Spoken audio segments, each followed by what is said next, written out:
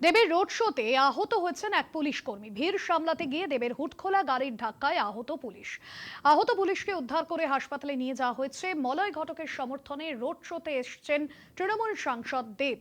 মলয় ঘটকের সমর্থনে রোড শোতে দেব এবং সেখানেই আহত হয়েছেন এক পুলিশ কর্মী। দেবের রোড শোতে আহত হয়েছেন এক পুলিশ কর্মী। মলয় ঘটকের সমর্থনে রোড শোতে এসেছেন তিনি। ভিড় সামলাতে গিয়ে রোড শোতে আহত হচ্ছেন একজন। ভিড় সামলাতে গিয়ে দেবের হুটখোলা গাড়ির ধাক্কায় আহত পুলিশ, তাকে উদ্ধার করে হাসপাতালে নিয়ে যাওয়া হয়েছে। মলয় ঘটকের সমর্থনে রোড শোতে এসেছেন তৃণমূল সাংসদ দেব। আহত পুলিশকে উদ্ধার করে হাসপাতালে নিয়ে যাওয়া হয়েছে।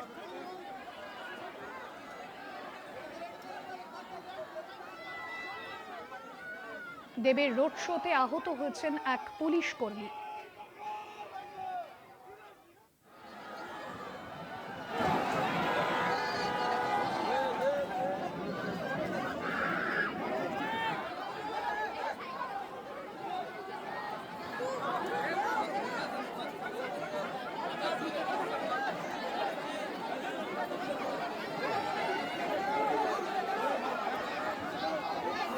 পবিত্র বন্দ্যোপাধ্যায় রয়েছেন আমাদের প্রতিনিধি ফোন লাইনে। পবিত্র, ভিড় সামলাতে গিয়ে এই ছবি কি সামনে এলো? একজন পুলিশ কর্মী আহত হয়েছেন, কি জানা যাচ্ছে?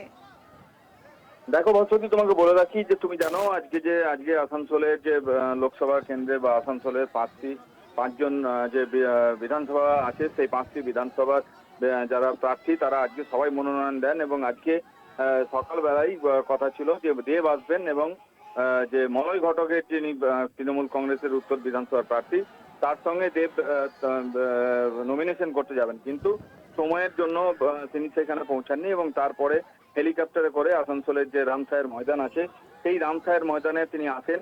এবং তারপরে তোমাকে বলে রাখি যে দেব আসার পরে দেব যখন রোড শো রামসায়ের মাঠ থেকে গড়াই রোড পর্যন্ত রোড শো করে এবং বুধা মোড় পর্যন্ত রোড শো করে, সেই সময় যখনই তিনি ওইখান থেকে বেরোন এবং রাস্তায় দেবকে দেখার জন্য হুড়োহুড়ি পড়ে যায় এবং তোমাকে বলে রাখি যে কেউ অটোগ্রাফ নিতে চায়, কেউ দেবের সঙ্গে হাত করমর্দন করতে চায়। এই যে পরিবেশ, একটা বিশৃঙ্খলা পরিবেশ তৈরি করে এবং যে রাজ্য পুলিশের যে র্যাব বিভাগ আছে সেই র্যাবের একজন কর্মী আহত হয় এবং দেবের যে গাড়ি, সেই গাড়ির সামনে সে পড়ে যায় এবং তাকে তার পায়ে লাগে এবং তাকে নিকটবর্তী যে আসানসোল জেলা হাসপাতাল আছে আসানসোলে, সেখানে তড়িঘড়ি তাকে নিয়ে যাওয়া হয়, তাকে চিকিৎসা করা হয়। বর্তমানে সে সুস্থ আছে, কিন্তু পরিস্থিতি এতটাই নাগালের বাইরে চলে যায় যে পুলিশ কন্ট্রোল করতে পারেনি এবং তার ফলে এই দুর্ঘটনা ঘটেছে বলে বলাই যেতে পারে। ভাস্বতী, একদমই, ধন্যবাদ পবিত্র।